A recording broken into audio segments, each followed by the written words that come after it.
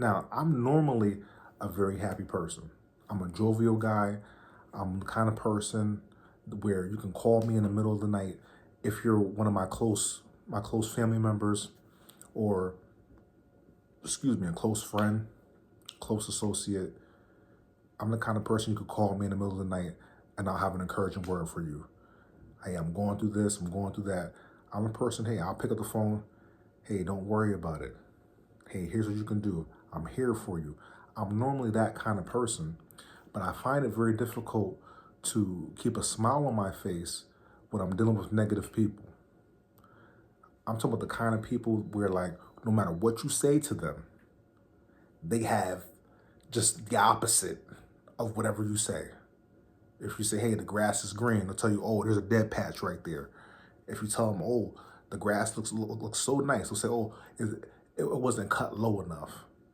You tell them the sky is blue, oh, yeah, but look, it's getting dark over there, and so there's a little rain cloud, so it's going to rain on us soon. If you tell them, hey, it's a nice sunny day, oh, it's too hot and I don't feel like sweating. Like, those types of people really, really grind my gears and they sometimes too easy, I'll admit it, sometimes too easily just wipe the smile right off my face. Because it's just like, why does everything have to be a grind? Why do you have to be so negative? Why do you always have to try and find a way to rain on my parade? Why do you always have to find a way to pull out maybe a little small negative thing and expand it and just bring everybody down with you? You know, and is it that these type of people that I, so a friend of mine has this theory that the most negative people in the world were the people who never got assigned anything in class. So if you can remember back when you had a blackboard, if you're old enough to remember the blackboards, remember erasers and chalk, these are the types of people, according to my friend, and I kind of agree with this. These are the kinds of people that they weren't allowed to clap the erasers. They weren't allowed to help clean off the chalkboard. At the end of the day, they weren't line leaders. They weren't the people who helped clean up. They didn't pass out the homework or pass out the papers to people during school in the classroom. These are the type of people who feel so mad and jaded at the world that when you walk into work and you say good morning, they say to you, is it a good morning? And it's just like, come on, man. I'm just trying to say good morning.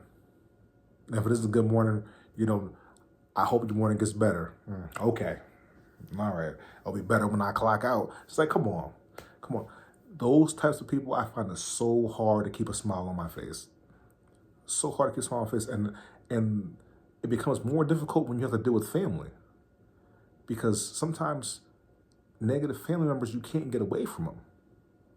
Right? And so the question is, okay, so what do you do at that point? All right, Julian, I'm dealing with a negative person. They're constantly wiping a smile off my face, constantly bringing me down, constantly draining my energy.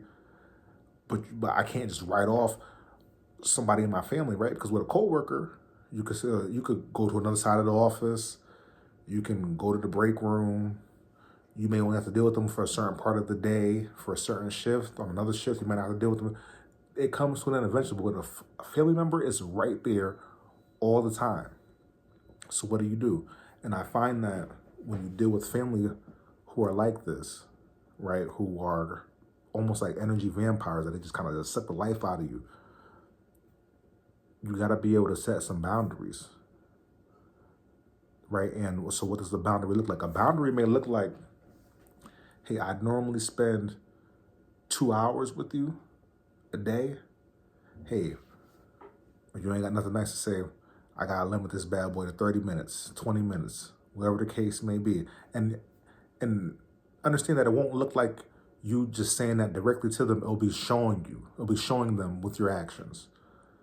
It will be when you come in, hey, oh, how's your day? Oh, it was bad? Okay, well, hey, I had a good day. All right, well, hope things get better. All right, hey, I gotta go run some errands. Or hey, I'm gonna go take out the trash, and then, I'm gonna go hop in the car and I gotta go to the gym. You begin to limit your time more and more, and they begin to see that. And then inevitably, right, inevitably, because these are vocal people, right? Inevitably, they're going to say, oh, you think you too good for me? Oh, I see what you're doing. You don't want to talk to me no more. You think you too good, bro? You think you too good, sis? Whatever the case may be, right? And it's not that I think I'm too good, right? This is what you say. It's not that I think that I'm too good. It's that you never have nothing nice to say. So, I mean, like the old adage says, if you ain't got nothing nice to say, don't say nothing at all. Like, here's the thing. Every time you say something to me, it's always a sob story. It's always sad. It's always angry. You never tell me anything good. And that is wearing on my nerves. And so I love you. I love you, but I can't deal with you as much as I used to. And for some people in your family, that may give them a wake-up call. And I mean, and for others, it may be a little rough. But here's the thing. You got to protect your smile, right? I'm talking to myself as I'm talking to you. I got to protect my smile. I got to protect my smile because I'm naturally a happy person. And the more I surround myself with people who ain't got nothing good to say about life, the more I start to feel that way. I could be the happiest person on the planet. And that's not to say that I think that, I look at the world through rose-colored glasses. I'm a very realistic person, but I also am not going to go through my whole life being upset. There's no point in that. I believe that every day is a blessing. Every day is a blessing. And so as long as I'm up, as long as I'm breathing, as long as my chest goes, when I breathe, as long as I have air in my lungs, I'm going to live my life to the fullest, and I'm going to live my life like every day is a blessing because it is. Whether it's good or not. During that period of time, I mean, a negative circumstance will only last for a season, right? A bad break will only last for a season, only last for a certain period of time, right? At some point, you're going to see the other side of this thing. At some point, things improve. At some point, things get better. But nothing will ever get better if your mindset isn't in a good place. If your mindset isn't set for growth, right? If you can't see the silver lining in negative circumstances, then you'll just cower to the circumstance. And so often we allow our emotions to control how we feel about life, right? And that's what happens to these people, in my opinion. They allow their emotions to make them, to dictate how they feel about life in its entirety.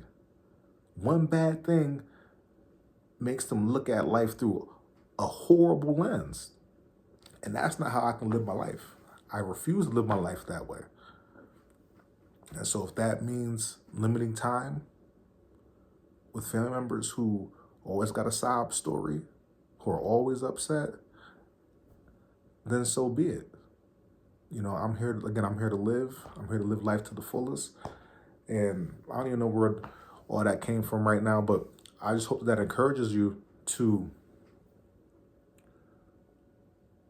do your best to not allow anyone to wipe the smile off your face, to destroy your joy. Think about it.